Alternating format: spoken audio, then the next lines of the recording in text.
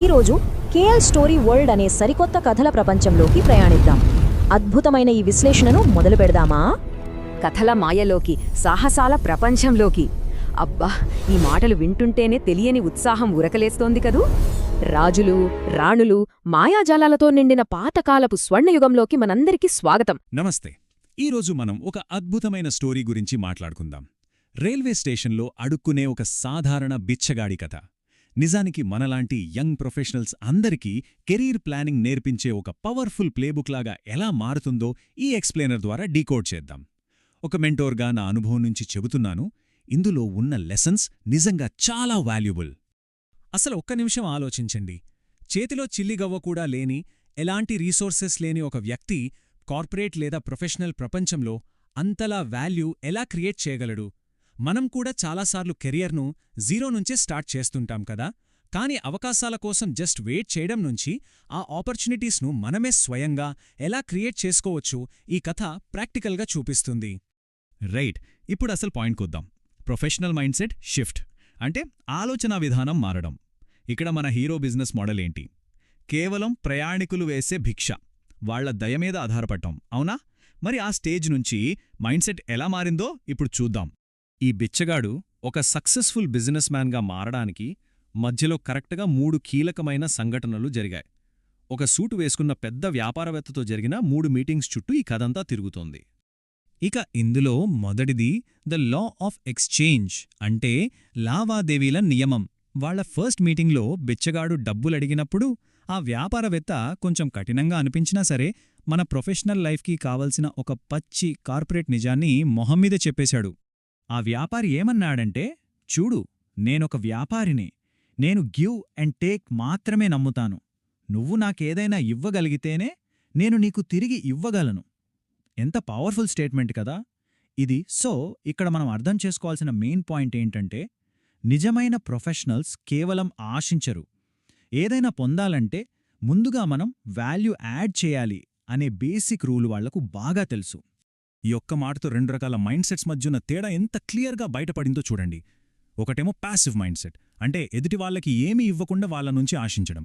ఇంకోటేమో merchant mind set, అంటే ఏదైనా లావాదేవీ జరగాలంటే ఖచ్చితంగా అక్కడ వాల్యూ ఎక్స్చేంజ్ ఉండాలి అని నమ్మడం. కార్పొరేట్ వరల్డ్లో మనం ప్యాసివ్గా ఉంటున్నామా లేక యాక్టివ్ కంట్రిబ్యూటర్గా ఉన్నామా అనేది చాలా చాలా ఇంపార్టెంట్. సరే, మరి చేతిలో ఏమీ లేనప్పుడు వాల్యూ ఎలా క్రియేట్ చేయాలి? ఆ వ్యాపారి మాటలు మనవాడి బుర్రలో గట్టిగా నాటుకుపోయాయి. ఏమైనా ఇచ్చి తీరాలి అని ఫిక్స్ అయ్యాడు.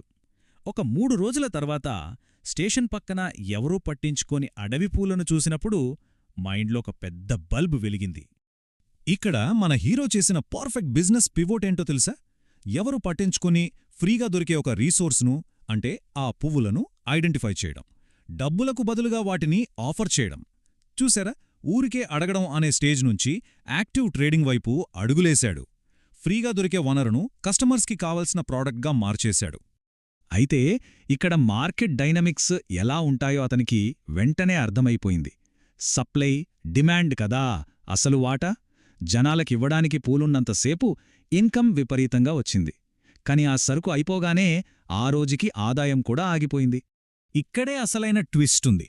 ప్రొఫెషనల్ ఐడెంటిటీని మళ్లీ రాసుకోవడం. ఒక చిన్న ట్రాన్సాక్షన్ ఒక వ్యక్తి తనను తాను చూసుకునే విధానాన్ని, తన సెల్ఫ్ ఇమేజ్ను ఎంత డ్రమాటిక్గా మార్చేస్తుందో ఇప్పుడు మనం చూద్దాం. కొన్ని రోజుల తర్వాత ఆ పెద్ద వ్యాపారవేత్త మళ్లీ వచ్చాడు. ఈసారి డబ్బులిచ్చి ఆ పువ్వులు తీసుకుంటూ ఒక మాట అన్నాడు. వావ్, చూస్తుంటే ఈరోజు నువ్వు కూడా నాలాగా ఒక వ్యాపారివైపోయావు అని.